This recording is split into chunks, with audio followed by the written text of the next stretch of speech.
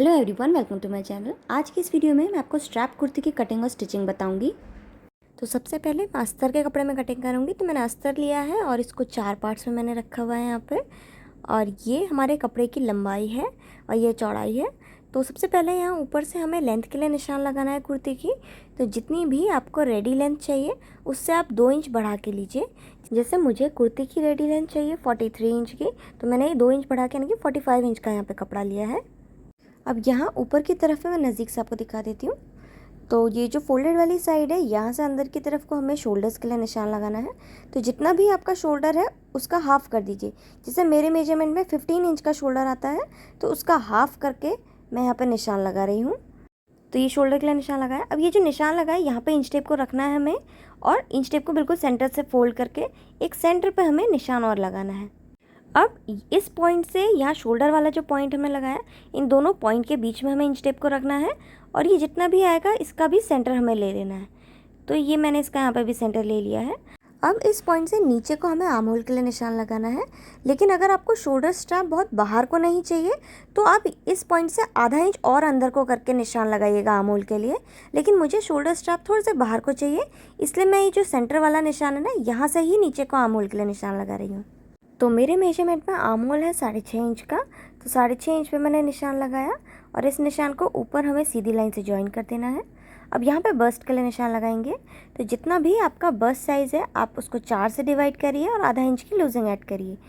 जैसे कि मेरे मेजरमेंट में बस्ट है 35 इंच का, तो उसको 4 से डिवाइड किया और आधा इंच की लूजिंग ऐड करी, तो है 9.25 इंच। तो 9.25 इंच पे निशान लगाया। अब इस पॉइंट को आर्म होल वाले पे हमें सीधी लाइन से ज्वाइन कर देना है। इसके बाद ये जो आर्म होल वाली लाइन है ना, यहाँ पे इंच टेप को रखना है और बिल्कुल सेंटर से हमें इंच टेप को फोल्ड करना है।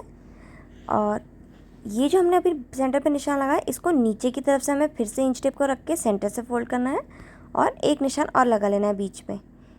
तो एक निशान हमारा ये लग गया। अब हमें नेक के डेप्थ के लिए निशान लगाना है। तो यहाँ ऊपर की तरफ से जितना भी आप डीप आपको नेक चाहिए उतना रखिए। मुझे 6.5 इंच का डीप चाहिए, इससे ज़्यादा नहीं लेना है। 6.5 इंच पे निशान लगाया। अब इस पॉइंट को इस पॉइंट पे हल्का सा घुमाव देते हुए हमें इस तरह से नेकलाइन का शेप बना लेना है। तो ये हमारी नेकलाइन का शेप बन गया है। अब यहाँ पॉइंट से हमें हल्का सा साइड को घुमाव देते हुए आर्म होल का शेप भी बना लेना है। तो ये मेरा आर्म होल का शेप भी बन गया है। अब ये जो पॉइंट है, यहाँ से अंदर की तरफ को थोड़ा सा आधा इंच तक हमें सीधा करना है और फिर घुमाव देना है। देखिए हल्का सा सीधा करेंगे ताकि शोल्डर स्ट्रैप हमारा यहाँ पे सही से आ जाए। अब कमर के लिए निशान लगाना है। तो यहाँ शोल्डर से 15 इंच नीचे पे हम करीब एक निशान लगाएंगे। अब यहाँ पे कमर के लिए निशान लगाना है। तो जितनी भी कमर है आप उसको 4 से डिवाइड करें और आधा इंच की लूजिंग ऐड करें। जैसे कि मेरी कमर है 31 इंच की, तो मैं यहाँ पे 8.25 इंच पे निशान लगा रही हूँ। अब हिप मेजरमेंट के लिए निशान लगाना है। तो यहाँ शोल्डर से 20.5 या फिर 21 इंच पे करीब निशान लगाएंगे। तो मैं 20.5 इंच पे निशान लगा रही हूँ। अब यहाँ पर हमें हिप का मेजरमेंट लेना है। तो जितना भी आपका हिप राउंड है आप उसको 4 से डिवाइड करें और आधा इंच की लूजिंग ऐड करें। जैसे मेरे मेजरमेंट में हिप राउंड है 36 इंच का, तो मैं यहाँ पे 9.5 इंच पे निशान लगा रही हूँ।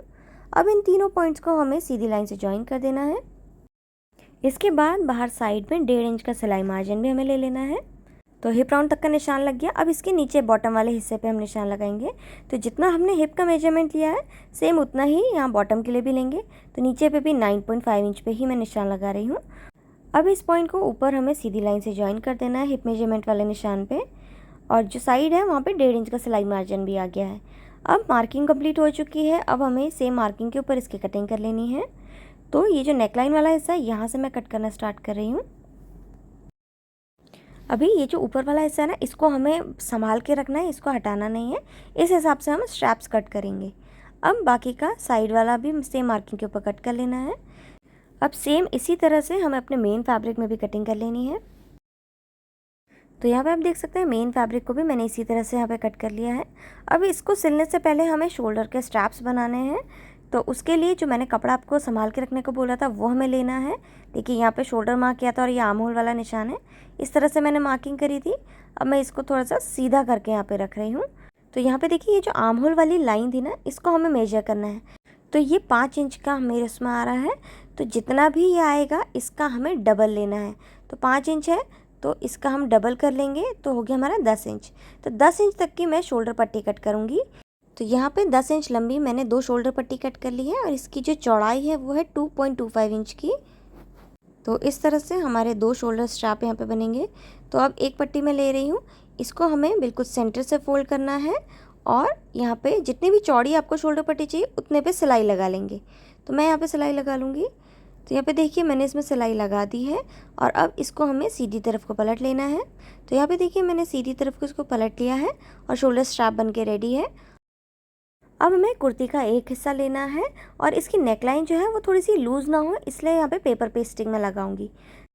तो कुर्ती के नीचे तरफ पे हमें पहले यहाँ पे पेपर पेस्टिंग रखनी है और इसके ऊपर कुर्ती इस तरह से रखेंगे और जैसा भी ये नेकलाइन का शेप है, इस नेकलाइन के शेप में हमें यहाँ पे इस तरह से पेन से निशान लगा लेना है। तो ये निशान मैंने लगा लिया है। अब ये जो कॉर्नर है यहाँ से मिलाते हुए रखना है और नीचे की तरफ थोड़ा सा चौड़ा करते हुए मैं इस तरह से निशान लगा लूँगी और सेम मार्किंग के ऊपर कटिंग कर लूँगी। तो ये मैंने कटिंग कर ली है। अब ये जो पेपर पेस्टिंग की नेकलाइन है इसको हमें अस्तर के कपड़े में चिपकाना है। तो ये अस्तर वाला पार्ट मैं ले रही हूँ और ये जो पेपर पेस्टिंग है इस तरह से हमें नेकलाइन में रखना है और इसको प्रेस से इसमें चिपका लेना है। तो ये मैंने नेकलाइन यहाँ पे चिपका ली है। अब हमें अस्तर और मेन फैब्रिक को एक दूसरे के ऊपर मिला के रखना है। तो मैं अस्तर और मेन फैब्रिक को मिला के रख दूँगी। तो देखिए मैंने यहाँ पे मेन फैब्रिक लिया है, मेन फैब्रिक की सीधी तरफ के ऊपर मैंने अस्तर के कपड़े को रखा है और ये शोल्डर स्ट्रैप लिए। अब शोल्डर स्ट्रैप को सीधी तरफ पे हमें कपड़े के रख के, यानी कि अस्तर और मेन फैब्रिक के बीचों बीच पे हम शोल्डर स्ट्रैप रखेंगे और ऊपर से अस्तर का कपड़ा लगाएंगे और आधा इंच की दूरी पे आर्म होल पे, नेकलाइन पर, दूसरे आर्म होल पे सिलाई लगा लेंगे। तो यहाँ पे देखिए मैंने आधा इंच की दूरी पे यहाँ पे सिलाई लगा दी है और अब यहाँ पे जहाँ पे भी सिलाई लगाई है वहाँ पे छोटे छोटे से कट्स हमें लगा लेने हैं। तो ये कट्स लगाने के बाद हमें कपड़े को सीधी तरफ को पलट लेना है। तो देखिए शोल्डर स्ट्रैप यहाँ पे जुड़ गए हैं। अब इसमें हमें प्रेस कर लेनी है अच्छी फिनिशिंग के लिए। अब जो दूसरा वाला पार्ट है यानी कि बैक वाला पार्ट वो मैं ले रही हूँ। दोनों की सीधी तरफ दूसरे की ओर मुँह करते हुए मैंने कपड़े को रखा है। अब इसमें भी हमें शोल्डर स्ट्रैप जोड़ना है।